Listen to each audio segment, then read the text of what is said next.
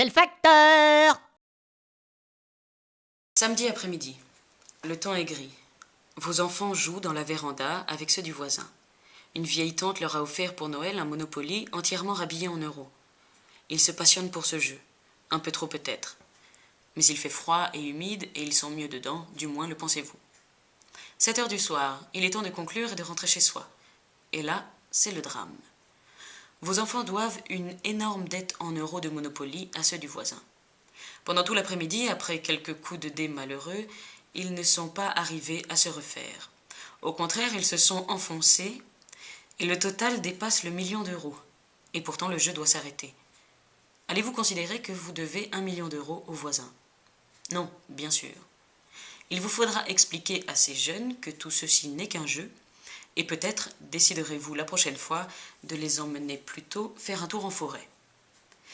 Nous sommes quasiment dans la même situation avec la crise financière actuelle.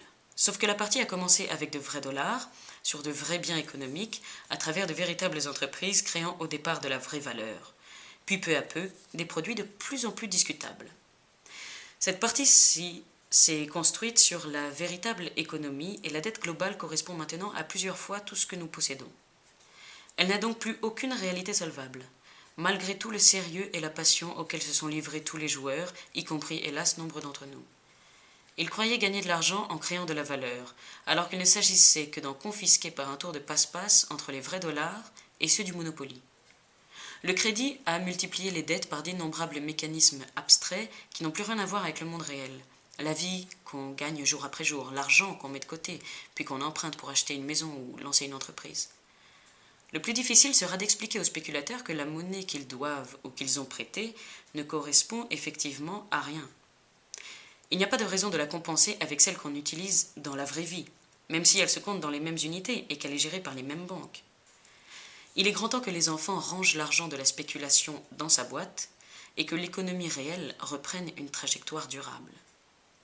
Et si les États s'en découvrent incapables avec des techniques institutionnelles, il faudra que les peuples s'en chargent, avec des moyens locaux plus proches du bricolage.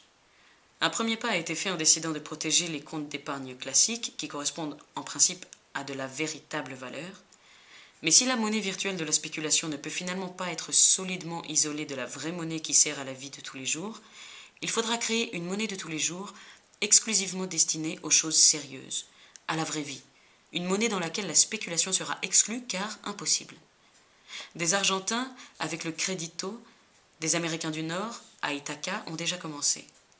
Un éventuel désordre économique ne pourra que nous pousser à en faire autant. Les États sauront-ils prendre les bonnes décisions? Il est vraiment grand temps d'emmener les enfants faire un tour en forêt. Jean, économiste de formation.